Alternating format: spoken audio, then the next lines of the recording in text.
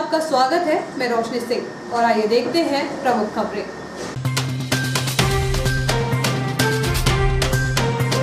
आगामी चुनाव पर भाजपा की पैनी नजर, प्रदेश एवं केंद्र सरकार की योजना से मिलने वाले लाभ को जन जन तक पहुंचाने का आह्वान।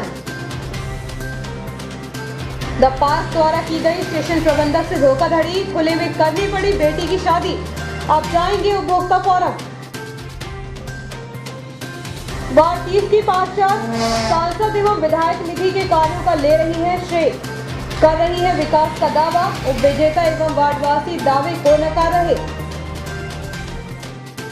सूर्य की तेज किरणों को भी धुंधला किया सर्द हवाओं की कोहरों ने, वर्ष की विदाई बेला में कड़कड़ाती बेला में हलाकान हुए शहरवासी। वर्षों शुरू हुआ तरोंदा मार्ग का निर्माण कार्य, रोड नहीं तो वोट नहीं का ग्रामीणों ने किया था बहिष्कार। भाजपा नेता पूर्व पार्षद के खाते से पेटीएम के जरिए 13 लाख गायब, 1.5 साल बाद लगी भनक।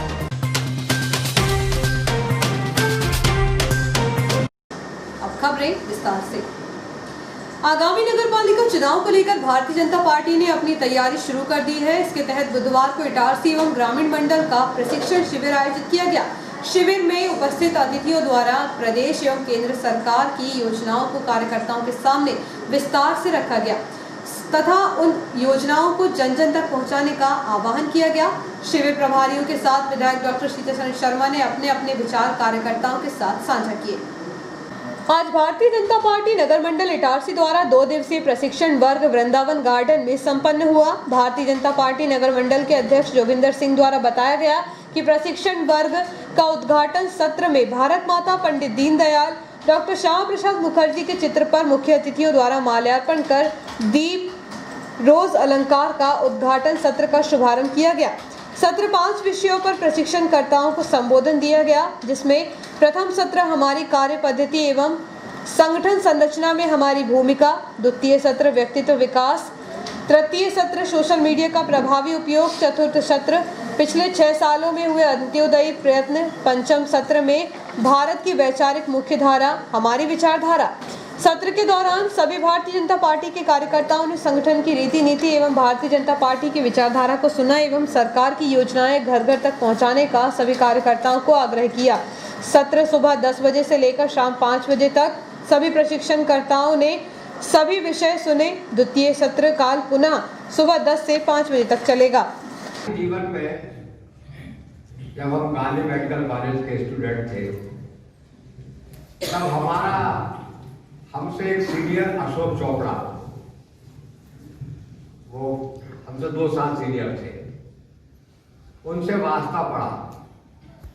उन्होंने देखा कि कुछ स्टूडेंट्स हैं जो मेरे से जूनियर है किंतु समाज के बारे में चिंतन करते हैं, विचार करते हैं।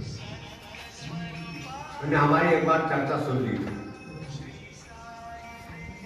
तो वो हमें कैंप में ले गए 3 दिन के, और वो कैंप था जेसीस का।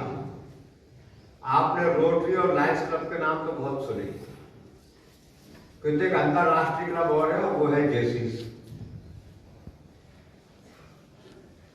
तो कल मैंने फिर सोचा कि ये जेसीस में मैं गया था तो जेसीस के बारे में कुछ देखूं मैं। तो जेसीस का जो उद्देश्य है अब कम हो गया है उसका चलन, अपने यहाँ तो पता नहीं, इंडिया में बहुत कम क्लब हो गए। उस वक्त एक राजेंद्र कोठारी उसके ऑल इंडिया वाइस प्रेसिडेंट हुआ करते थे। सतत प्रक्रिया है, वर्षों से हम सार्वजनिक जीवन में हैं।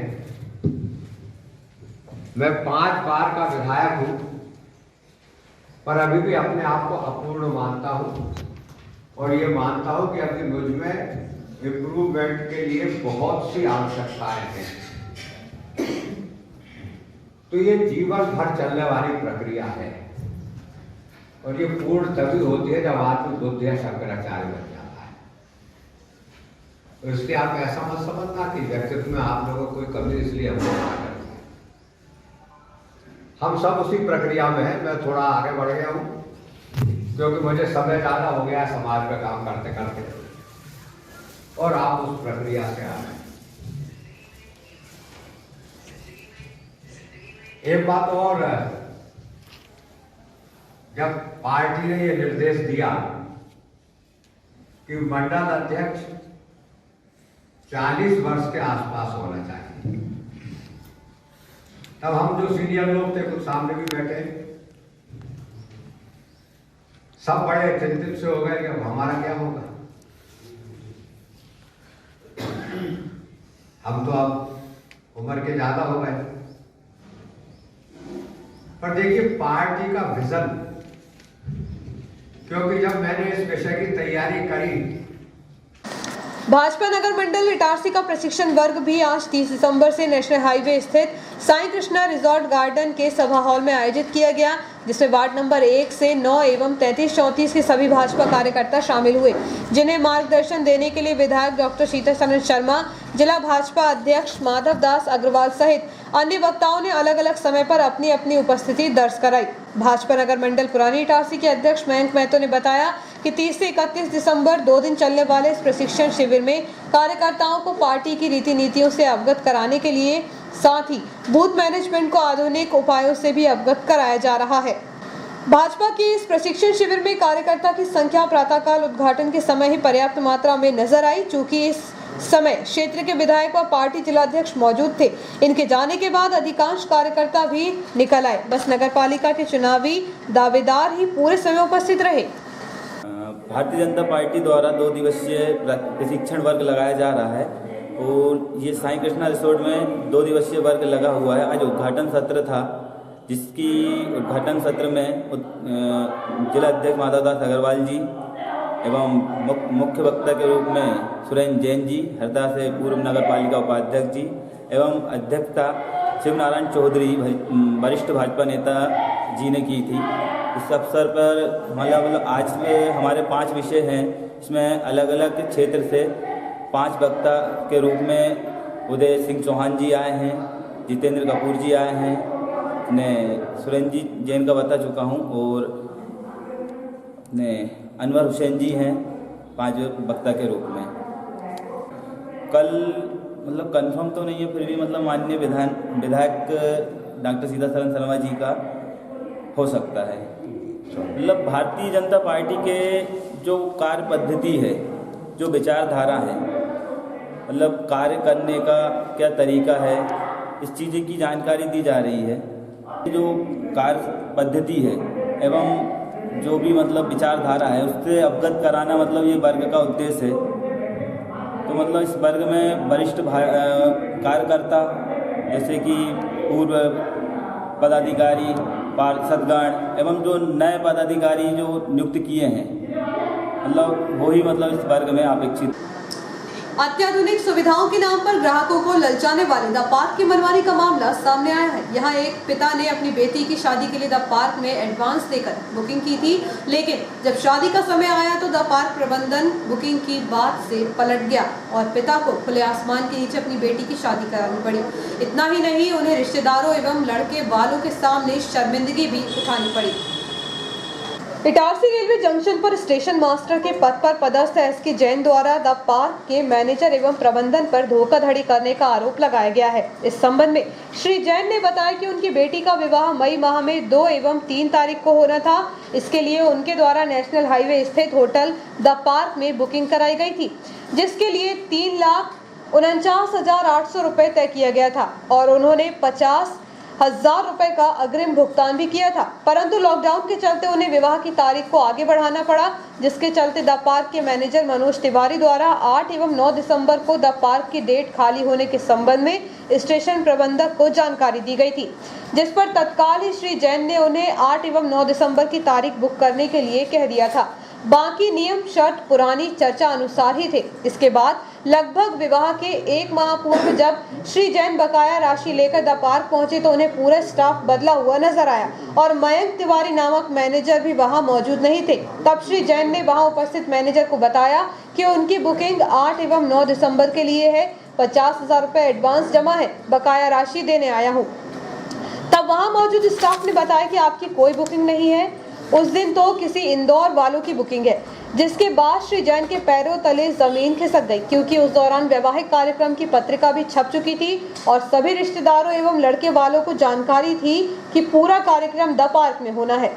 श्री जैन का कहना है कि इसके बाद वह काफी परेशान रहने लगे और जैसे तैसे उन्होंने घर के पास ही खुले मैदान में बेटी का विवाह संपन्न कराया। इस दौरान उन्हें लड़के वालों के साथ ही अन्य दोस्तों एवं रिश्तेदारों के तानों का सामना करना पड़ा।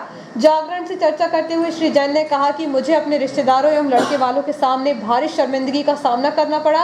अब मैं शीघ्र ही द पार्क प्रबंधन के खिलाफ उपभोक्ता फोरम में परिवाद प्रस्तुत करूंगा। इस संबंध में संचालक द पार्क पंकज गोयल का कहना है कि जिस दिनांक को पहले बुकिंग की गई थी उसी दौरान कोरोना के चलते वैवाहिक कार्यक्रम नहीं हो पाया था। बाद में श्री जैन जिस तारीख में विवाह समारोह कराना चाह रहे थे उस दिनांक को पहले से ही किसी अन्य पार्टी की बुकिंग थी, इसलिए उन्हें पहले ही मना कर दिया गया था। उनका एडवांस वापस कर दिया गया था। ये बेटी की शादी मेरे यहाँ 3 मई को होनी थी, जिसके लिए मैंने लगभग 2 महीना फरवरी में ही जो है द पार्क में बुकिंग कर ली थी, जिसमें मैंने पूरा 42 कमरे, इनका बैंकेट हॉल वगैरह और इनका स्विमिंग पूल, यहाँ पे एक इनका फेरे का स्टेज बनना था, सारी बुकिंग कर लिया था। और 2 मई और 3 मई के लिए बुकिंग थी मेरी, 2 दिन के लिए पूरी बुकिंग थी। और चूँकि लॉकडाउन लग गया तो लॉकडाउन के कारण शादी को पोस्टपोन करना पड़ा, क्योंकि उस दरमियान कोई शादी हो नहीं सकती थी, घर के बाहर निकल नहीं सकते थे। और उसी दौरान मैंने जब लॉकडाउन था तो द पार्क के मैनेजर थे तिवारी जी, मयंक तिवारी, इनको फ़ोन से बात किया और इनसे पूछा था भैया अभी शादी हो नहीं सकती थी तो मेरी ये तारीख आगे बढ़ानी है, तो आपके पास कौन सी डेट खाली है दिसंबर में, मतलब नवंबर और दिसंबर में जो शादी की तारीखें थी उस हिसाब से मैंने उनसे पूछा। तो उन्होंने कहा कि मैंने कहा मुझे लगातार 2 दिन चाहिए, तो कहा 8 और 9 हमारे यहाँ खाली है। तो उस दौरान मैंने कहा ठीक है, मुझे 8 और 9 मेरे नाम से बुकिंग कर लीजिए, बाकी सेम टर्म्स कंडीशन अपनी वही रहेगी जो अपन ने पुरानी बुकिंग की थी। तो मैं निश्चिंत हो गया कि चलो मेरी इन्हीं व्यक्ति को, क्योंकि मैंने मयंक तिवारी को ही 50,000 रुपये एडवांस में दिए थे उस समय, और इसी व्यक्ति से मेरी बात हुई, तो मैं पूरी तरीके आश्वस्त था कि मेरी ये बुकिंग निश्चित रूप से बढ़ गई है आगे। और इसी के कारण मैंने बैंड वालों को, केटरिंग वालों को और अपने फोटोग्राफर्स को, जितनी बुकिंग थी सबको मैंने 8 और 9 तारीख दे दिए थे। मैंने अपने सारे रिश्तेदारों को, बारातियों को, सबको यही द पार्क की मैंने व्यवस्था बता दी थी। लेकिन मैं 1 महीना, शादी के 1 महीना पहले, दिसंबर के पहले जब वहाँ पार्क में गया तो वहाँ कुछ मैनेजमेंट बदला हुआ था। वहाँ मयंक तिवारी नहीं थे, उनकी जगह कोई और दूसरे व्यक्ति थे, और उन्होंने कहा कि आपके नाम से यहाँ कोई बुकिंग है ही नहीं, और यहाँ पे आपके नाम से कोई पैसे का ट्रांजैक्शन भी नहीं हुआ है। जो 50,000 की बात कर रहे थे मैं, तो वो मानने से इनकार कर रहे थे। क्योंकि मैं उस दिन किसी तरह के कोई डॉक्यूमेंट्स लेकर नहीं गया था, तो मैं भी हतप्रभ रह गया कि मैंने कहा मैं कैसा करूँ। तो जब मैं घर आया, घर आने के बाद फिर मैंने देखा मेरे पास में 50,000 की रसीद थी, उनको दिखाया, तब वो इस बात से तो मानने के लिए तैयार हो गए कि आपने 50,000 जमा किए, लेकिन बोले आपके नाम की बुकिंग कोई आगे नहीं बढ़ाई है, आगे कुछ है ही नहीं। तो मैं 2-4 दिन तो बहुत ही परेशान रहा, क्योंकि अब शादी के लिए मेरे पास कोई ऑप्शन नहीं था। तो कुछ मेरे को उसका अल्टरनेट भी नहीं। उन्होंने कहा मैं आपको 2 कमरे दे सकता हूँ, सामने आपको अपना स्टेज लगाना पड़ेगा या करना पड़ेगा, और हर तरीके से उन्होंने कहा। चूँकि मैं पूरा का पूरा पार्क बुक किया होता मेहमानों के लिए, तो ऐसे में 2 कमरे में और इसमें छोटे से हाल में करना संभव नहीं था। तो फिर मैंने उनका वो एग्रीमेंट नामंजूर किया। फिर जैसे तैसे करके मैं आज जब थोड़ा सा आश्वस्त हुआ 4-5 दिन बाद, तो चूँकि शादी तो मुझे करना था, मैंने अपने घर के पास ही पूरा ग्राउंड था, उस ग्राउंड को तो व्यवस्थित करवाया जेसीबी वगैरह से करवा करके, और अंत में शादी मुझे अपने घर से ही करनी पड़ी। तो जिसमें मुझे बहुत जिल्लत भी झेलनी पड़ी कि कई लोगों ने कहा था आप तो पार्क में करने वाले थे, आपने पैसा बचा लिया, आप झूठ बोल रहे हैं। और इस तरीके से मेरे को लड़के वालों की तरफ से भी बहुत से कमेंट्स सुनने पड़े, और मजबूरी में शादी तो मुझे करनी थी, तो हो गई, लेकिन उसका नतीजा मुझे बहुत आत्मग्लानि और दिमाग के ऊपर मुझे बहुत ही गंभीर रूप से मतलब परिणाम सा हुआ है कि ये क्या होना था। क्योंकि अब मेरी इकलौती एक लड़की थी, तो ये कार्यक्रम मेरी ज़िंदगी में दोबारा हो नहीं सकता। और इस मैनेजमेंट के द्वारा जो मेरे साथ जो व्यवहार किया गया, मैं इसको कभी माफ़ नहीं कर सकता। क्या करेंगे सर इस मामले में? आप इतनी परेशानी हुई आपको? भाजपा नेता एवं कॉन्ट्रैक्टर के स्टेट बैंक एवं कोटक बैंक से लाखों रुपया पेटीएम के माध्यम से गायब होने का मामला सामने आया है। उपभोक्ता ने दोनों बैंक पहुंचकर इस मामले की शिकायत की। गुरुवार को पुलिस थाने पहुंचकर अज्ञात अपराधियों के खिलाफ रिपोर्ट दर्ज कराएंगे।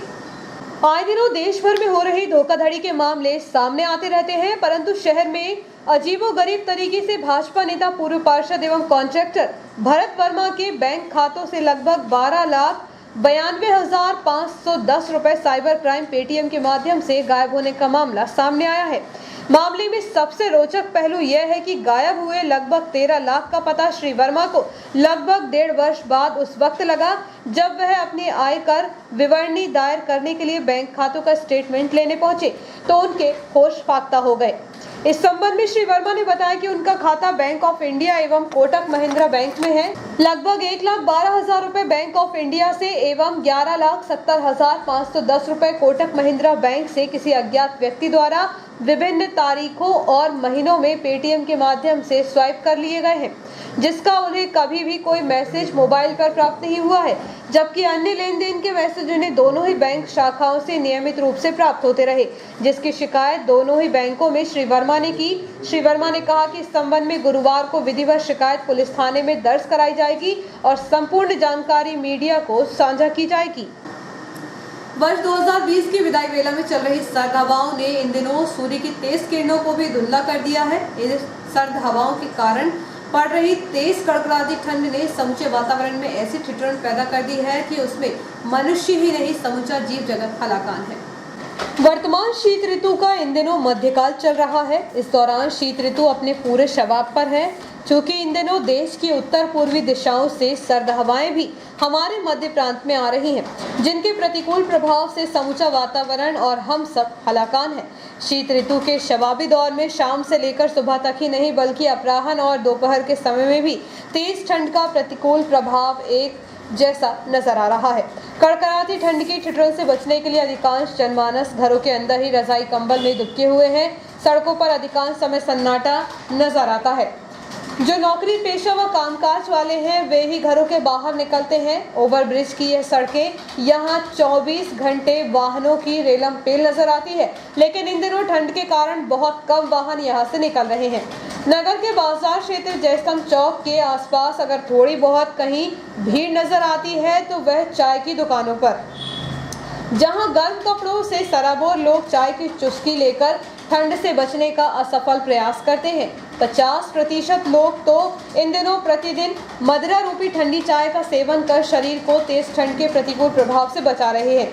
इसलिए चाय की दुकानों के साथ ही मदिरा संस्थानों में भी रात तो रात दिन में भी ग्राहकी की भीड़ नजर आती है। ठंडी सर्द हवाओं की कोहरे से जहां रेलपथ गामिनी कोहरे से ढकी नजर आती है, तो सूर्य नारायण की किरणें भी अपनी छाप छोड़ नहीं पा रही हैं, जिसका उदाहरण के रूप में यह नजारा त्रिकालदर्शी भगवान शिव शंकर की उस आदम कद प्रतिमा पर दिखाई देता है जो हमेशा सूर्य की तेज किरणों से चमकती रहती थी, लेकिन वर्तमान में ठंडे कोहरे में यह भी धुंधली ही नजर आ रही है। इस प्रकार वर्ष 2020 की विदाई बेला में चल रही सर्द हवाओं ने इन दिनों सूर्य की तेज किरणों को भी धुंधला कर दिया है। इन सर्द हवाओं के कारण पड़ रही तेज कड़कड़ाती ठंड ने समूचे वातावरण में ऐसी ठिठुरन पैदा कर दी है कि उसमें मनुष्य ही नहीं समूचा जीव जगत हलाकान है।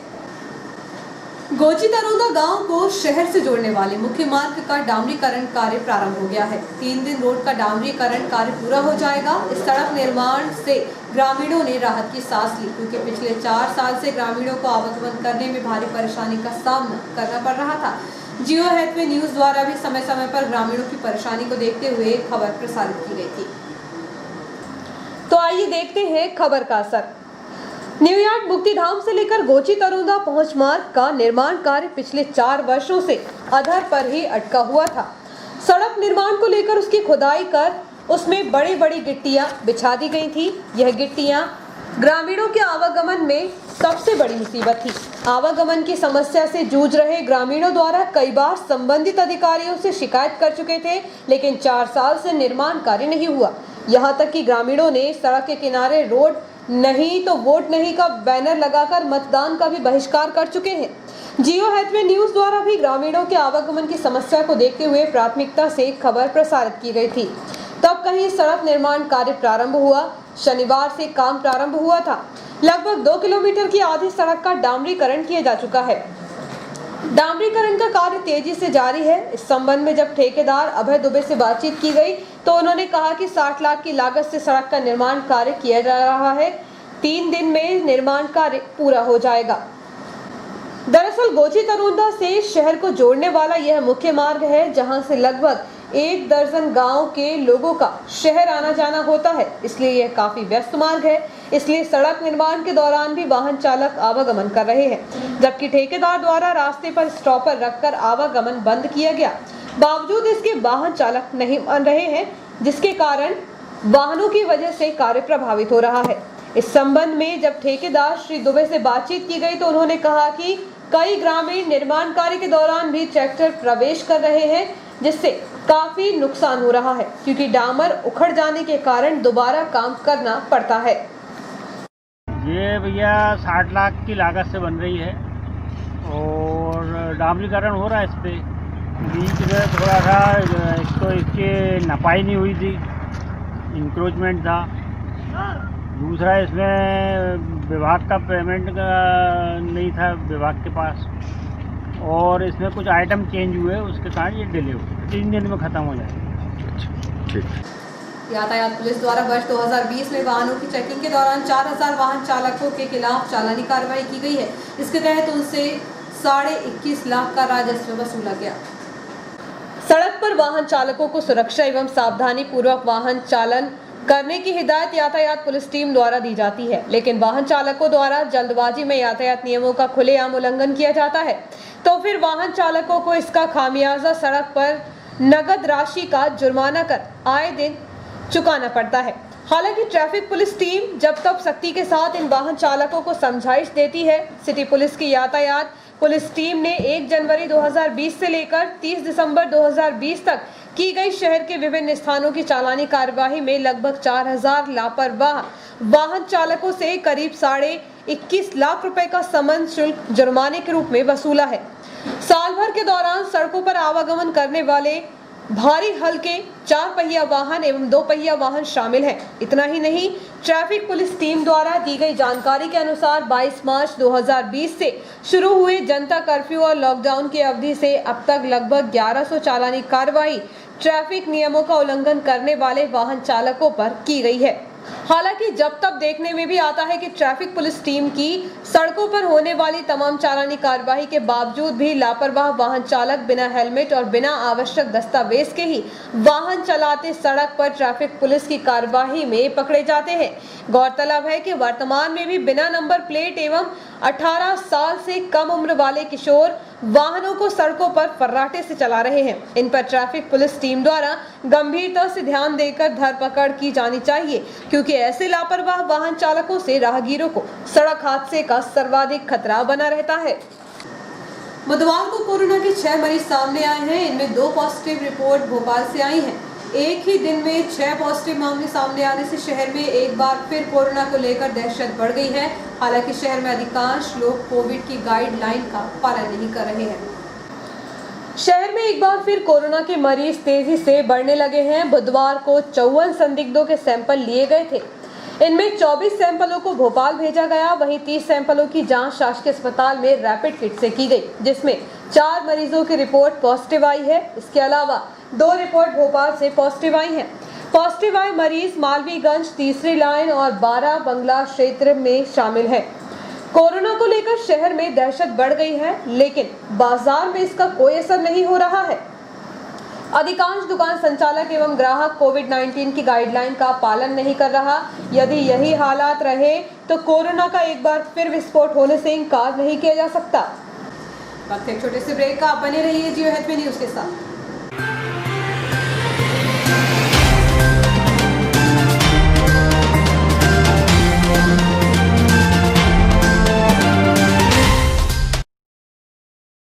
ज्यादा बचपन से ही हमें ज्यादा कैसे मिले, इसे जांचने और परखने की समझ होती है, और इसी जांच और परख से हमें मिलता है फायदा।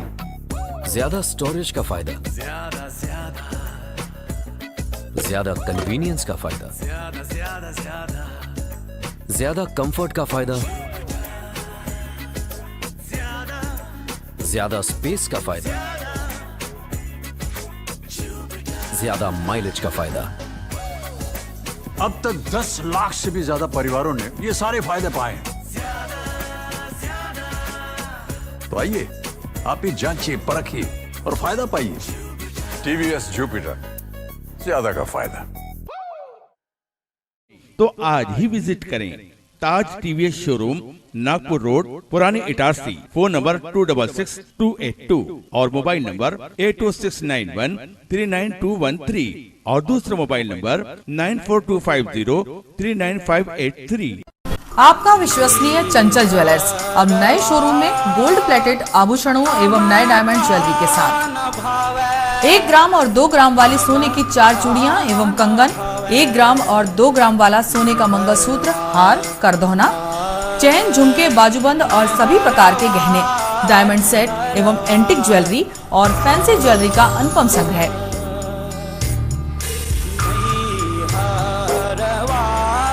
दुल्हन सेट किराए पर उपलब्ध है। 1 ग्राम और 2 ग्राम की हर खरीदी पर निश्चित उपहार पाएं। 1 ग्राम ज्वेलरी मात्र 2000 रुपए में, 2 ग्राम ज्वेलरी मात्र 4000 रुपए में, 3 ग्राम ज्वेलरी मात्र 6000 रुपए में, 4 ग्राम ज्वेलरी 8000 रुपए में, 5 ग्राम ज्वेलरी मात्र 10000 रुपए में। हमारा नवीन पता है चंचल jewellers, Guru Nanak complex, Bharat talkies road, Itarsi. Mobile 09893054377। अब साधारण पानी और आम वाटर फिल्टर से अपने स्वास्थ्य को खतरे में न डालें। फ्रेस्को इंट्रोड्यूस करते हैं लेटेस्ट टेक्नोलॉजी पर आधारित क्लीन, क्लियर और pure water solution RO, reverse osmosis water treatment system, साधारण और यूवी वाटर प्यूरिफायर केवल पानी को पार्टली ही क्लीन कर पाते हैं, जबकि आरओ रिवर्स ऑस्मोसिस एक जटिल बायोलॉजी प्रक्रिया है जो देती है clean and safe drinking water जो हैवी सॉल्ट और हानिकारक मिनरल्स को दूर कर पानी का स्वाद बढ़ाते हैं। हाई ब्लड प्रेशर, किडनी में स्टोन, डाइजेशन और गैस्ट्रिक प्रॉब्लम को दूर रखती है। बोरवेल के पानी और साधारण जल प्रदाय के पानी को प्रोसेस कर प्योर क्वालिटी ड्रिंकिंग वाटर बनाती है। इनमें किसी तरह का कोई केमिकल उपयोग नहीं होता। तो अब जल ही जीवन नहीं बल्कि प्योर क्लीन वाटर है तो जीवन है। अधिक जानकारी के लिए संपर्क करें Rajat Mishra, centre point sales, authorised service centre, 9 convent school road, near HP gas agency, Itarsi. 07572404747।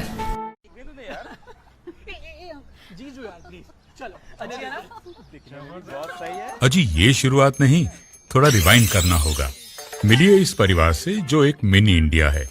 यहाँ हर डिसीजन से पहले ऑडियंस पोल लिया जाता है। ये हैं अजय, पापा यूपी के हैं, मम्मी पंजाब की। इसकी सिस्टर ने महाराष्ट्रियन लड़के को चुना और इनके फूफा जी का बेटा कोलकाता से है। चलें?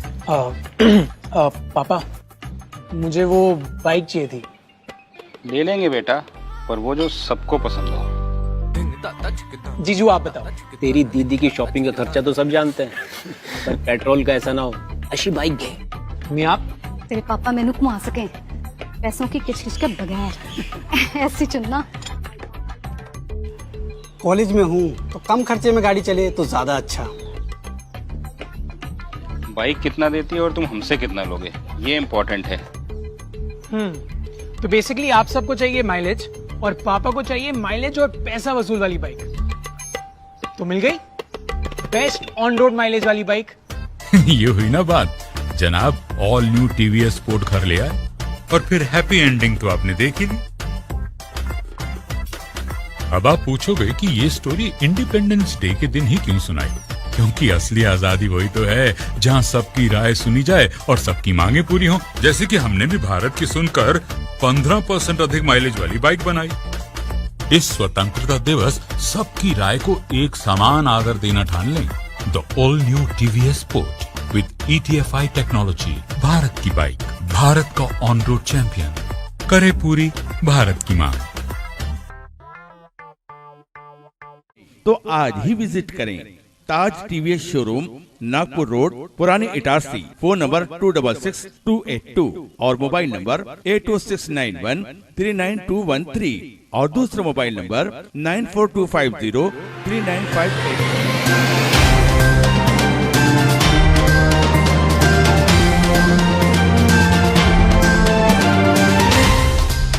ब्रेक के बाद समाचारों में एक बार फिर आपका स्वागत है।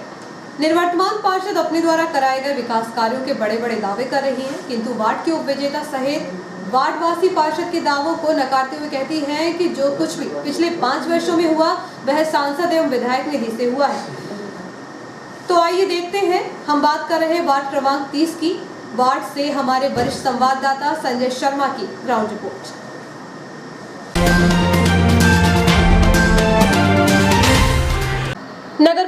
सीमा में आने वाला वार्ड क्रमांक 30 में कहने को करीबन 3200 मतदाता हैं, किंतु क्षेत्रफल की दृष्टि से काफी फैला हुआ है।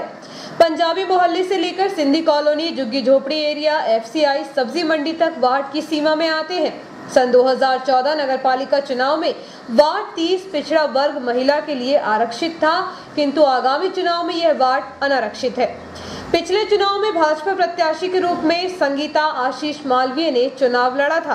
कांग्रेस से पूर्व पार्षद कलाबाई सहित अन्य 3 पार्षद मैदान में थे। शहर में भाजपा की आंधी थी, जिसमें संगीता मालवीय ने अपने निकटतम प्रतिद्वंदी कलाबाई को करीबन 450 मतों के अंतर से हराकर वार्ड 30 की पार्षद बनी। राजनीति में कदम के साथ वार्ड का प्रतिनिधित्व काफी चुनौती भरा हुआ था। वार्ड के विकास के लिए कभी कभार बैठकों में अपनी बात रख पाई थी। वार्ड का क्षेत्रफल काफी बड़ा होने के कारण जो विकास कार्य हुए वह ऊंट के मुंह में जीरे के समान साबित हो रहे हैं। राजनीति में कदम रखते ही पार्षद बन गई वार्ड 30 की पार्षद संगीता आशीष मालवीय कहती हैं कि पंजाबी मोहल्ले की 8 गलियों में सड़क नाली का निर्माण एवं सांसद विधायक निधि से 2 ट्यूबवेल उत्खनन कराकर क्षेत्र में पानी पहुंचाया। इसके साथ ही सिंधी कॉलोनी की 4 लाइनों में सड़क नाली का निर्माण कराकर सांसद निधि से ट्यूबवेल का उत्खनन कराकर करीबन 150 घरों में विधिवत नल कनेक्शन प्रदान किए। बाजार क्षेत्र में पानी सप्लाई हेतु पाइपलाइन एवं 60 मीटर सड़क का निर्माण कार्य कराया।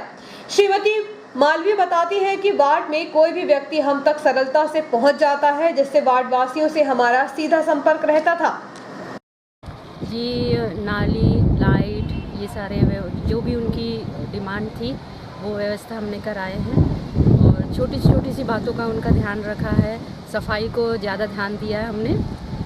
सिंधी कॉलोनियों में हमने जगह जगह व्यवस्था कराई है, रोड, नाली, लाइट, ये सब व्यवस्था कराई है और इस तरह से छोटी छोटी बातों का ध्यान रखते देश का हमने विकास किया है और आगे भी मौका मिलेगा करते रहेंगे।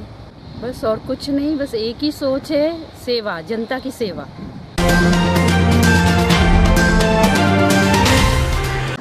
वार्ड चुनाव में उप विजेता रही कलाबाई कहती हैं कि वार्ड 30 के निवासी समस्या लेकर मेरे पास आते थे। मैं स्वयं नगर पालिका जाकर उनकी समस्याओं का हल कराने का प्रयास करती थी। वार्ड में पार्षद जो विकास की बात करती है वह तो सांसद एवं विधायक निधि से कराया गया है। नगर पालिका निधि से कितने कार्य हुए यह पार्षद बताएं। वार्ड वासियों की समस्या को लेकर कभी सड़क पर नजर नहीं आई।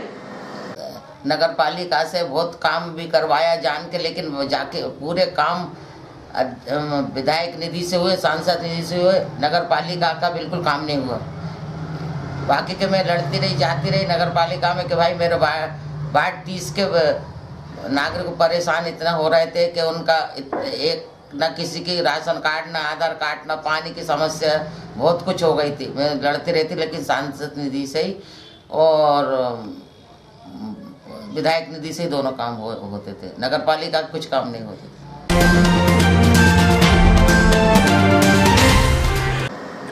सिंधी कॉलोनी एक विशेष समाज की कॉलोनी है जो वार्ड 30 के अंतर्गत आती है। वार्ड में रहने वाले मोहन मोरवानी कहते हैं कि वार्ड में जो विकास हुआ वह पूर्व पार्षद धर्मदास मेहानी के प्रयासों से। श्री मेहानी ने विधायक एवं सांसद से अनुरोध कर उनकी निधि से हमारे क्षेत्र में सड़क, नाली एवं पानी की व्यवस्था की है। नगर पालिका से गली नंबर 6 में नाली निर्माण का कार्य 15 दिन पहले शुरू हुआ और अधर में लटक गया। खुदाई के कारण नागरिक परेशान हो रहे हैं। हमारे वार्ड में, वार्ड नंबर 30, पुराना वार्ड नंबर 27 में हमारे यहाँ सांसद महोदय, विधायक डॉक्टर श्री सीताशरण जी शर्मा और पूर्व पार्षद श्री धर्मदास जी मेहानी के सौजन्य से हमारे वार्ड की या सिंधी कॉलोनी की सभी सड़कों का निर्माण हुआ है। ये सभी धन्यवाद के पात्र हैं। पूर्व पार्षद श्री मेहानी जी के सौजन्य से सूरजगंज स्थित पानी की टंकी का निर्माण कराया गया। नगर पालिका द्वारा सिंधी कॉलोनी में सफाई व्यवस्था का उचित कार्य किया गया। इसमें हमारे सिंधु विकास समिति का भी बहुत महत्वपूर्ण योगदान है सफाई व्यवस्था में। इसमें गली नंबर 6 डॉक्टर जयसवानी वाली गली में नगर पालिका द्वारा बनवाई गई नाली का निर्माण कार्य अधूरा रह गया है, जिस कारण बहुत सी असुविधा महसूस हो रही है। मैं नगर पालिका विधायक महोदय, सांसद महोदय से निवेदन करूंगा कि इस तरफ थोड़ा ध्यान देकर उचित कार्य करवाने का कष्ट करें। वार्ड 30 जहां मतदाताओं की संख्या 3200 से अधिक है, क्षेत्रफल की दृष्टि से काफी फैला हुआ है। पार्षद रही संगीता मालवीय वार्ड में विकास की लंबी गाथा बताती है। हकीकत में सांसद एवं विधायक निधि के अधिक कार्य हुए हैं। नगर पालिका से गिने चुने कार्य ही कराए गए। वार्ड में अनारक्षित होने पर पार्षद पति आशीष मालवीय 2021 में होने वाले नगर पालिका चुनाव में अपना भाग्य आजमाएंगे। मतदाताओं से सीधा संपर्क का दावा आगामी चुनाव परिणाम के बाद मालूम पड़ेगा। Madhya Pradesh state project direct राष्ट्रीय शिक्षा अभियान उच्च शिक्षा विभाग भोपाल के निर्देशानुसार एक भारत श्रेष्ठ भारत के अंतर्गत दिसंबर माह में भारत के शास्त्रीय नृत्य विषय पर पोस्टर प्रतियोगिता एवं प्रश्न मंच प्रतियोगिता का ऑनलाइन आयोजन किया गया। इस अवसर पर शासकीय कन्या महाविद्यालय में कार्यक्रम एक भारत श्रेष्ठ भारत की समन्वयक हरप्रीत रंधावा ने बताया कि एक भारत श्रेष्ठ भारत एक प्रभावशाली योजना है जिसका मुख्य उद्देश्य सांस्कृतिक संबंधों के माध्यम से देश के विभिन्न भागों में एकता को बढ़ावा देना है। विविधता में ही एकता हमारे राष्ट्र की पहचान है। देश की एकता और अखंडता को बनाए रखने का लक्ष्य लेकर शुरू की गई है। इस योजना में महाविद्यालय के छात्राओं द्वारा अपने पे स्टैंडर्ड मणिपुर राज्य की संस्कृति और सभ्यता को समझने का प्रयास किया गया है। डॉक्टर संजय आर्य ने बताया कि प्रतियोगिता के माध्यम से एक भारत श्रेष्ठ भारत लगातार छात्राओं में राष्ट्रीय एकता की भावना का विकास कर रहा है।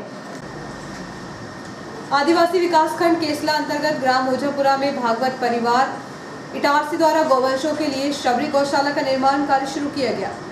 आदिवासी विकासखंड केसला के अंतर्गत ग्राम ओझापुरा में भागवत परिवार द्वारा गौवंशों के लिए शबरी गौशाला का निर्माण कार्य शुरू किया गया है। संत भक्त एवं कथावाचक पंडित रामेश्वर प्रसाद शर्मा के नेतृत्व में भागवत परिवार के सदस्य देवेंद्र पटेल ने बताया कि भागवत परिवार द्वारा अनेक गौवंशों के लिए ग्राम ओझापुरा में शबरी गौशाला का निर्माण कार्य कराया जा रहा है। यहाँ भागवत एवं गौभक्त परिवार द्वारा इटारसी होशंगाबाद समेत कई क्षेत्र से आई गौवंशों की सेवा की जाएगी। वहीं भागवत परिवार के सदस्य संतोष जी ने बताया कि 18.5 एकड़ में बनने जा रही शबरी गौशाला के निर्माण के पूर्व कथावाचक पंडित रामेश्वर शर्मा द्वारा नलकूप खनन एवं भूमि पूजन किया गया। भूमि पूजन के बाद भगवान सत्यनारायण कथा एवं कन्या भोज का कार्यक्रम भी किया गया, जहां इटारसी समेत होशंगाबाद जिले से आए भागवत परिवार के सदस्यों ने भोजन प्रसादी भी ग्रहण की। श्री कृष्ण कृपा भागवत परिवार द्वारा नवनिर्मित शबरी गौशाला का निर्माण का भूमि पूजन हुआ है। परम पूजनीय संत भक्त पंडित रामेश्वर प्रसाद शर्मा जी के संयोगी में यह सब कार्यक्रम हुआ है। आज भूमि पूजन हुआ है। आज से गौशाला का निर्माण कार्य चालू होगा।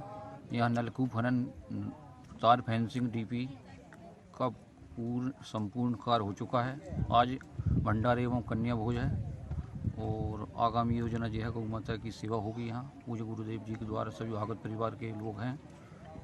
30/12 में कार्यक्रम यहाँ ये रखा गया कि गौशाला शबरी गौशाला का भूमि पूजन किया गया, नलकूप का खनन किया गया है। परम पूज्य श्री रामेश्वर प्रसाद शर्मा जी ये गौशाला बनाई जा रही है, जिसमें सारे भागवत परिवार के सहयोग से ये कार्यक्रम आगे बढ़ाया जा रहा है, जिसमें इटारसी और होशंगाबाद जिले की जो गौशाला है वो बनने जा रही है। इसमें क्या है, इटारसी के और होशंगाबाद जिले के अंदर जो गौशाला है इतनी बड़ी गौशाला नहीं होगी। ये 18.5 एकड़ ज़मीन में गौशाला बनने जा रही है, जिसका कार्यक्रम यहाँ आज रखा गया था।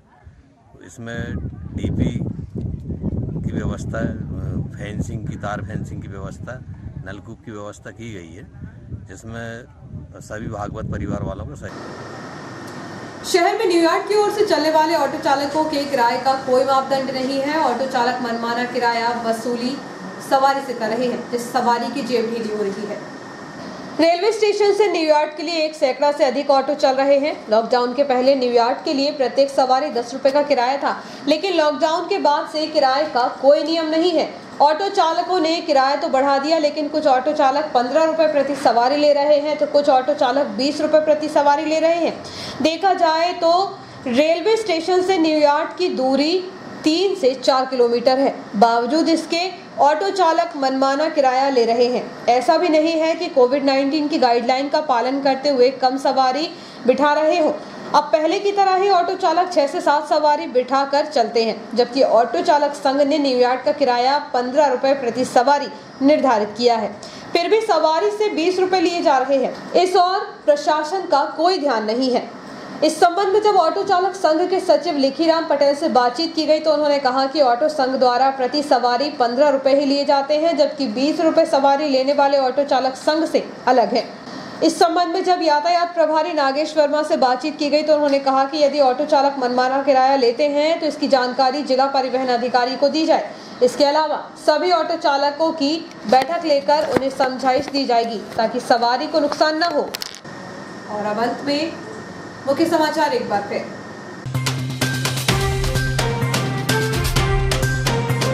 आगामी चुनाव पर भाजपा की पैनी नजर, प्रदेश एवं केंद्र सरकार की योजना से मिलने वाले लाभ को जन जन तक पहुंचाने का आह्वान। द पार्क द्वारा की गई स्टेशन प्रबंधक से धोखाधड़ी, खुले में करनी पड़ी बेटी की शादी, अब जाएंगे उपभोक्ता फोरम।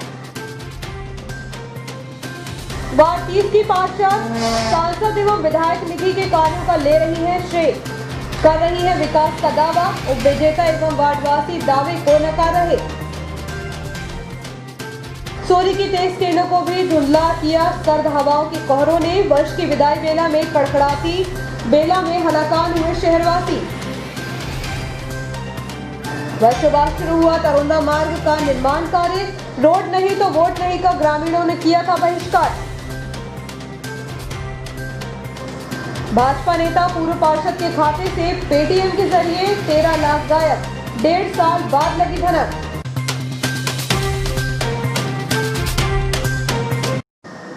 इस बुलेटिन में इतना ही, आगे दीजिए, नमस्कार।